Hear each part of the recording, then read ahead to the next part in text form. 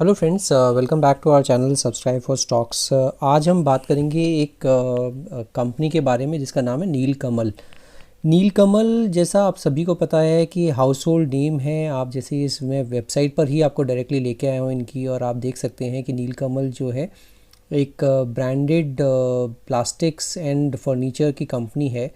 And अभी काफ़ी ज़्यादा डाइवर्सिफाई इन लोगों ने अपने प्रोडक्ट पोर्टफोलियो कर लिया है। नीलकमल जो लॉन्च हुआ था उस टाइम पे मिस्टर वामन राय पारिक ने स्टार्ट किया था। He is the first generation entrepreneur. And अगर आज आप इनके प्रोडक्ट पोर्टफोलियो देखते हैं तो बहुत ही डाइवर्सिफाई प्रोडक्ट पोर्टफोलियो है इनके। इसको अगर देखते हैं तो not only in India but they have their global presence now. They are catering to around 30 countries as of now. They have around 8 plants and depot along with it. अगर आप इसका टोटल बिजनेसेस भी देखेंगे तो नीलकमल furniture सभी को पता होगा, जो प्लास्टिक फर्नीचर और जो इनका डिफरेंट सॉर्ट ऑफ फर्नीचर्स हैं। इसके अलावा मेट्रेस में भी है ये, जैसे स्लीपवेल का आपने नाम सुना होगा, उसी तरह से नीलकमल का भी अपना प्रोडक्ट पोर्टफोलियो है। होम इनका रिटेल ब्रांड रिटेल आउटलेट्स हैं जहाँ पर कि ये लोग पूरा फर्निशिंग एंड फर्नीचर आइटम्स आपको डिस्प्ले में दिखाते हैं। And they will help you to in fact identify which furniture और which product is right for the customer as well.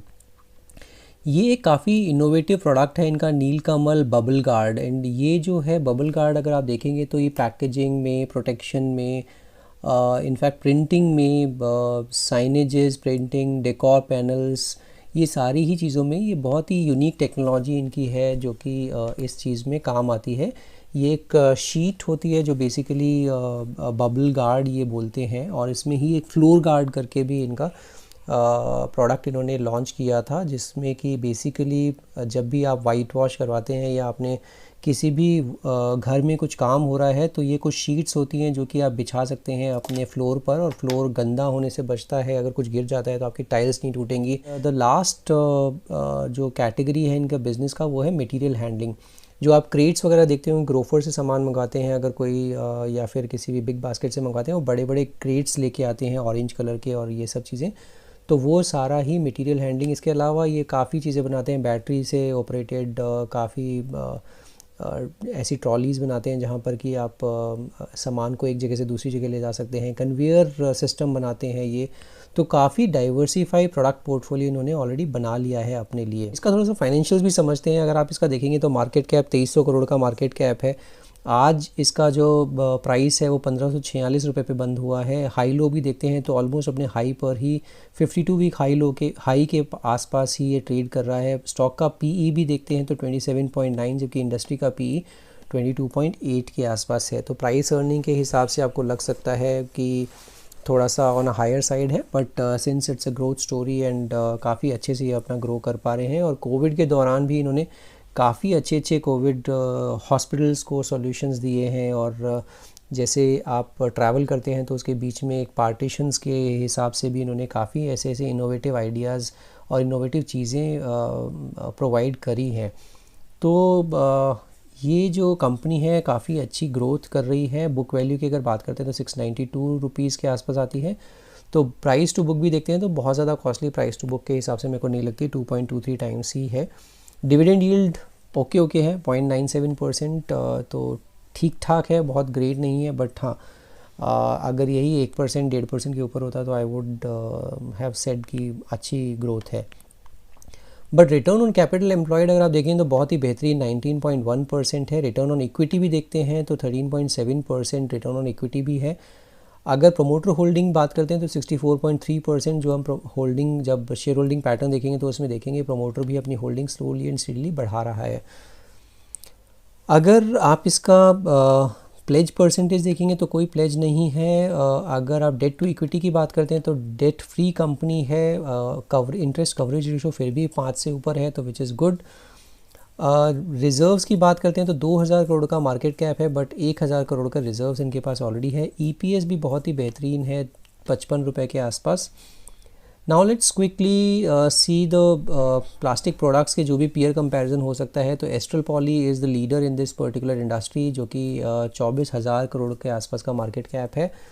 Supreme Industry comes as a number 2, Finolex Industries is number 3, Prince Pipes number 4 and 5th number पे नीलकमल आती है। अगर price earning के हिसाब से देखते हैं तो 106 का प्राइस अर्निंग मिला हुआ है एस्ट्रल पॉली को, which is a leader in this particular industry.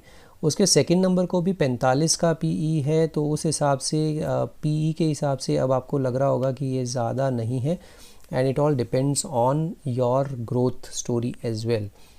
अगर हम बुक वैल्यू के हिसाब से बात करते हैं, प्राइस टू बुक भी अगर देखते हैं तो एस्ट्रल पॉली 15 के आसपास है, और जबकि नीलकमल सिर्फ और सिर्फ 2.25 टाइम्स के आसपास ही ये आज की तारीख में प्राइस टू बुक मिल रहा है। ईपीएस की बात करते हैं तो ईपीएस जो कि लीडर है वो भी 14 रुपये का ईपीएस, 15 रुपये का ईपीएस कमा के दे रहा है, बट उस पूरे जो आप कंपैरिजन में देखेंगे सबसे बेहतरीन अर्निंग पर शेयर अगर किसी का है तो वो है नीलकमल का 55 रुपये, जो कि आस पास भी नहीं है कोई, तो उस हिसाब से देखेंगे तो आपको बहुत ही बेहतरीन कंपनी ये दिखेगी। Now let's quickly talk about the results, quickly browse through their financials as well। अगर financials के देखते हैं तो 534 करोड़ का इन्होंने बिज़नेस किया था, रेवेन्यू किया था, which is almost YOY comparison करते हैं तो ऑलमोस्ट उस रेंज पे पहुंच चुके हैं, जबकि जून क्वार्टर तो बहुत ही बुरा गया था बिकॉज ऑफ कोविड, क्योंकि कोविड में आपको पता है कि ये जून क्वार्टर पूरा वॉश आउट हो गया था मोस्ट ऑफ द कंपनीज़ के लिए। ऑपरेटिंग प्रॉफिट की अगर बात करते हैं तो 72 करोड़ का ऑपरेटिंग प्रॉफिट किया था last year same quarter, but इस टाइम 87 करोड़ का ऑपरेटिंग प्रॉफिट किया है। ऑपरेटिंग मार्जिन की बात करते हैं तो 12% से सीधे बढ़कर हो गए हैं 16%, तो बहुत अच्छे से अपने को इसने ग्रो किया है, and this is all because of their material cost. तो मटेरियल कॉस्ट 56% से कम होकर 2% कम हुई है, 54%। तो इस वजह से काफ़ी मटेरियल इम्पैक्ट आया है इनके जो ऑपरेटिंग प्रॉफिट्स पर, एंड इसी वजह से अगर आप इसके अलावा देखते हैं तो अदर इनकम कंपेरेबल है, 10 करोड़ थी last year same quarter, but इस क्वार्टर में 9 करोड़ आई थी। एंड अगर नेट प्रॉफिट की भी बात करते हैं तो 49 करोड़ था, जबकि इस टाइम पर 50 करोड़ से, बिकॉज टैक्स आप देखेंगे तो 6% टैक्स पे किया था, टैक्स परसेंटेज अगर यहाँ पर देखेंगे तो 25% आ रहा है, इसी वजह से सीधे 66 करोड़ से सीधे घट के हो गया ये आपका net profit 50 crore. Earning per share आप देखेंगे तो क्वार्टरली 33 रुपये के आसपास पहुँच चुका है, जो कि सितंबर क्वार्टर में लास्ट ईयर भी 33 के आसपास ही था। क्विकली प्रॉफिट एंड लॉस की बात कर लेते हैं। मार्च 2020 में 2250 करोड़ किया था इन्होंने बिज़नेस, जबकि आप देखेंगे तो कंसिस्टेंटली ये ग्रो कर रहे हैं, 955 से बढ़ के 1300, 1500, 1700, 1800, 1900, 2000, 2100, 2300 करोड़, और यहाँ पर मार्च क्वार्टर में ज़रूर इसमें एक थोड़ा सा डिप आया है, 2257 करोड़। अगर ऑपरेटिंग मार्जिन्स की बात करते हैं तो ऑपरेटिंग मार्जिन्स अभी तक सबसे बेहतरीन ऑपरेटिंग मार्जिन्स पर ये ऑपरेट करें 13%। अगर नेट प्रॉफिट की बात करते हैं तो 142 करोड़ मार्च क्वार्टर में किया था, which is highest in all the years in last 11 years. अगर ईपीएस की बात करते हैं तो ईपीएस भी बेहतरीन 95 रुपीज़ के आसपास आया था। अगर ट्रेलिंग 12 मंथ्स की बात करते हैं तो 55 रुपये है अभी की तारीख में, बिकॉज ट्रेलिंग 12 मंथ्स में ये जो वॉश्ड आउट क्वार्टर है उसको भी काउंट करना पड़ेगा आपको, एंड इसी वजह से आपको अर्निंग पर शेयर भी कम दिख रहा होगा। Now let's quickly check about their balance sheet. अगर बॉलोइंग्स की बात करते हैं तो 93 करोड़ था 2018 में, मार्च 2019 में 59 करोड़ हुआ तो कम किया, और फिर यहाँ पे 66 करोड़ है, तो बहुत ज़्यादा डेट नहीं है कंपनी के ऊपर, which is a good thing. Cash flow की स्थिति देखते हैं तो 252 करोड़ इन्होंने कैश फ्रॉम ऑपरेटिंग एक्टिविटी किया, जबकि cash from investing activity 147 crore का कैश बर्न किया। तो इसमें भी अगर आप देखेंगे तो इन्होंने इन्वेस्टमेंट्स परचेज़ किया था कुछ 158 करोड़, और इन्वेस्टमेंट सोल्ड किया था कुछ 145 करोड़ के आसपास, एंड फिक्स्ड एसेट इन्होंने 100 करोड़ के परचेज़ किए थे। तो ये अच्छी चीज़ है कि फिक्स्ड एसेट इन्होंने 100 करोड़ के परचेज़ किए हैं, which is ultimately an investment for a long term thing। And cash from financing activity भी देखते हैं तो 100 करोड़ के आसपास इन्होंने अपना कैश बर्न किया, तो 5 करोड़ का इन्होंने नेट कैश फ्लो किया, which is again best in class in last almost 8 years. Now ratios की बात करते हैं। रिटर्न ऑन कैपिटल एम्प्लॉयड अगर आप देखते हैं तो एक टाइम पर 25-26% का रिटर्न ऑन कैपिटल एम्प्लॉयड ये जनरेट करके दे पा रही थी, बट अगर अभी भी देखते हैं तो 19% is not a bad number at all, it is a very very good number. हालांकि अगर मार्च 2020 में देखते हैं तो आप डेटर डेज़ देखेंगे तो 48 से बढ़े हैं 53 डेज़, बट अगर कंपेयर करते हैं तो 50 दिन के आसपास ही ये होवर अराउंड कर रहा है in last few years. Share holding pattern आप देखते हैं अगर तो 63.97 था सितंबर 19 क्वार्टर में एंड दिसंबर क्वार्टर में, बट मार्च में ये थोड़ा सा बढ़ा तो प्रमोटर ने अपनी होल्डिंग ज़रूर बढ़ाई है, 64.33% हो गई है। इसी तरह से अगर एफ देखते हैं तो एफ भी इसमें इन्वेस्टेड हैं 2.13 से, इन्होंने भी अपना थोड़ा सा शेयर होल्डिंग कम की है। और डी काफ़ी बुलिश हैं, 16.70% के आसपास डी इसमें होल्ड करते हैं अपना स्टेक। पब्लिक के पास सिर्फ 17% ही है, तो फ्लोटिंग स्टॉक अगर आप देखेंगे तो सिर्फ और सिर्फ 17% की ही फ्लोटिंग स्टॉक है इस कंपनी में। Let's quickly understand this particular company on their technical chart. अगर आप टेक्निकल चार्ट पर देखेंगे तो ये मैंने डेली का कुछ चार्ट लगाया है और ये बहुत ही अच्छे अप ट्रेंड में है। अगर आप देखेंगे मई 2020 से लेके अभी तक इसने पीछे मुड़कर नहीं देखा है और बहुत अच्छे से इसने अपवर्ड जर्नी को कायम रखा है। आज इसे बहुत ज़बरदस्त एक ब्रेकआउट आया है, आप देख सकते होंगे वॉल्यूम यहाँ पर अगर आपको मैं दिखाऊं तो यहाँ पर आपको वॉल्यूम दिखेगा, बहुत ही ज़बरदस्त वॉल्यूम है और बाकी ये कंसोलिडेट कर रहा था काफ़ी दिन से और आज बहुत ज़बरदस्त एक ब्रेकआउट दिया है। मैं आपको थोड़ा सा स्क्वीज़ इन करके दिखाता हूँ ये चार्ट को। तो ये एक लेवल था जहाँ पर कि इसने अपना रेजिस्टेंस को ब्रेक किया है आज की तारीख में। तो ये रेजिस्टेंस जो था ये था कुछ 1543-44 रुपए का, विच वॉज मेड ऑन 16 जनवरी 2020। उसके बाद इसने दोबारा से ये अटेम्प्ट किया यहाँ पर जनवरी के बाद, ऑलमोस्ट फरवरी में फिर से अटेम्प्ट किया 1534 रुपये, मगर ये नीचे आ गया, वो अटेम्प्ट फेल हुआ एंड उसके बाद कोविड भी आ गया, आपको पता ही है सारी कहानी उसके बाद की। एंड उसके बाद इसने 1445 के आसपास 42 के आसपास इसने अटेम्प्ट करके फिर नीचे आया, कंसोलिडेट किया थोड़ा टाइम एंड फिर चला। तो बहुत ही बेहतरीन मेरे को चार्ट लग रहा है और अभी 1545 जो है स्टॉप लॉस रख के अगर कोई ट्रेडर इसमें एंट्री करना चाहता है तो वो भी कर सकता है। The only thing which I can see is यहाँ पर अभी ये ऑलमोस्ट ओवरबॉट सिचुएशन में जा चुका है।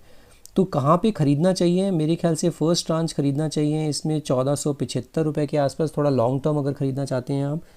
और उसके बाद अगर एवरेज करना है तो मतलब 1450 से लेके 1500 रुपये के बीच में किसी को ख़रीद लेना चाहिए इसको। और अगर कल भी ऊपर चलता है तो फिर डेफिनेटली इसको इसमें अपनी पोजीशन बना लें और 1545 रुपये का स्ट्रिक्ट स्टॉप लॉस लगा के आप इसमें अच्छी पोजीशन भी बना सकते हैं, बिकॉज इसमें बहुत अच्छा ये ब्रेकआउट आया है। नेक्स्ट लेवल क्या होगा? नेक्स्ट लेवल इसका मेरे को जो दिख रहा है वो है ऑलमोस्ट 1660 रुपये। तो आराम से यहाँ पर 100 रुपये मिल सकते हैं। 1660 एक रेजिस्टेंस है इसका, एंड अगर वो भी निकाल देता है तो इसको हम देख सकते हैं।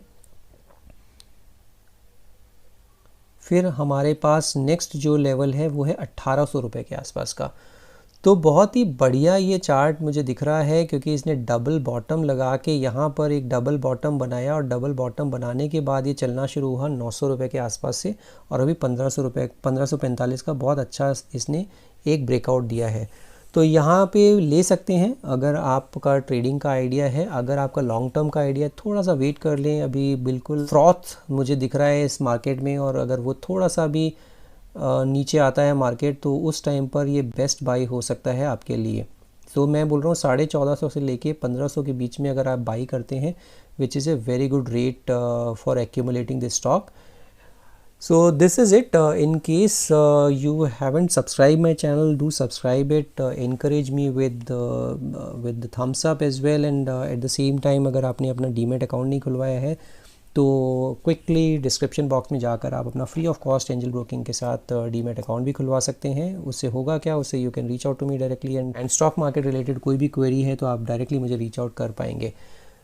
इसके अलावा आप मुझे ट्विटर पर एंड टेलीग्राम पर फॉलो कर सकते हैं for all the swing trading ideas, जो कि मैंने रिसेंटली आपको BPCL में एक ट्रेडिंग आइडिया दिया था जहाँ पर कि एक बहुत ही बढ़िया पैटर्न बना था। और go and check out what was my recommendation, but before taking any position, do discuss it with your financial advisor as well. Thank you so much for watching this video. We'll see you in the next video.